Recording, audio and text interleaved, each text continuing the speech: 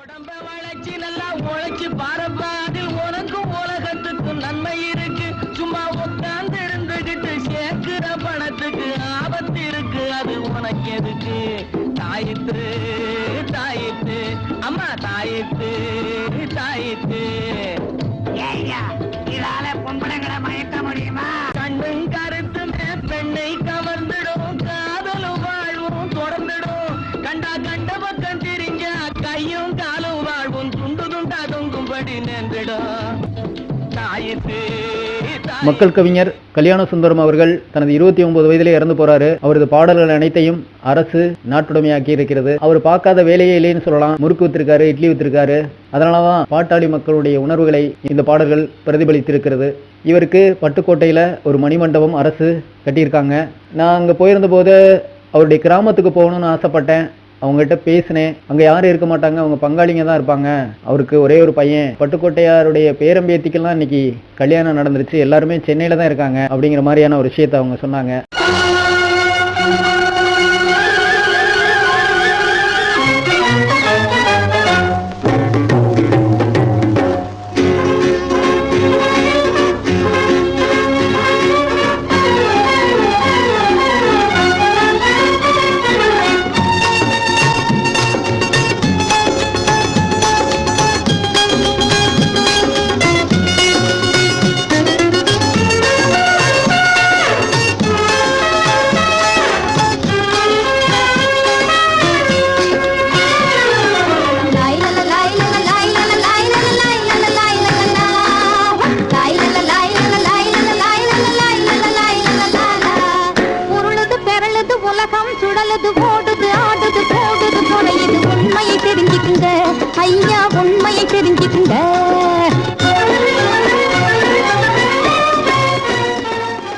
குடியரசுத் தலைவர் ஆர் வெங்கட்ராமன் பட்டுக்கோட்டையில பிறந்தவர். முதல்ல குடியரசுத் தலைவர்களையே பாகிஸ்தானுக்கு பயணம் செஞ்சவர் ஆர் வெங்கட்ராமன் தான் சொல்றாங்க. பட்டுக்கோட்டை அழகிரி இவர் தான் முதல்ல சுயமரியாதை இயக்கத்தை ஆரம்பிச்சவர். பெரியாருக்கே இவர் தான் முன்னோடின்னு சொல்றாங்க. பட்டுக்கோட்டை பிரபாகர் இவருடைய கிரைம் நாவல் ரொம்ப புகழ் பெற்றது. 80-90 காலகட்டங்கள்ல இவருடைய புத்தகங்கள் இல்லாத கடைகளே இல்லைன்னு சொல்லலாம். இவருடைய புத்தகங்களை வைத்துக் கொள்ளாத கல்லூரி மாணவர்களே கிடையாது. அந்த அளவுக்கு ஒரு பிரபலமானவர். அவர் பிறந்த ஊரும் பட்டுக்கோட்டை தான். உலகம் சுழலுது, ஓடுது, ஆடுது, கூடுது, குறையுது. உண்மையை தெரிஞ்சுக்குங்க ஐயா, உண்மையை தெரிஞ்சுக்குங்க. லாய் லல லாய் லல லாய் லல லாய் லல லாய் லல லாய் லல லாய் லல லாய் லல லாய் லல லாய் லல லாய் லல லாய் லல.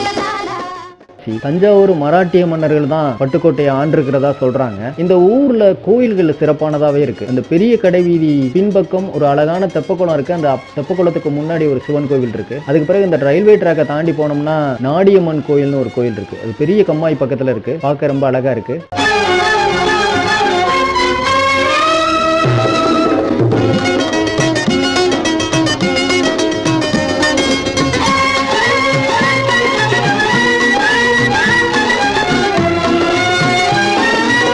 அந்த ஊரோட பேருந்து நிலையம் தான் ரொம்ப மோசமா இருந்தது. கேட்டதுக்கு புதுசா ஒரு பேருந்து நிலையம் கட்டிக்கிட்டு இருக்கிறதா சொன்னாங்க. மற்றபடி சுகாதாரத்தை பொறுத்த வரைக்கும் பெருசா சொல்லிக்கிறதுக்கு ஒண்ணு இல்ல. சாலைகள் நல்லாவே இருந்தது. நன்மையும் தீமையும் நாளைக்கு தெரியும். ரகசியம் எது தாங்க, உங்க கண்ணையும் காதையும் திருப்பிடும் விஷயம் கடைசியில் இருக்குதுங்க.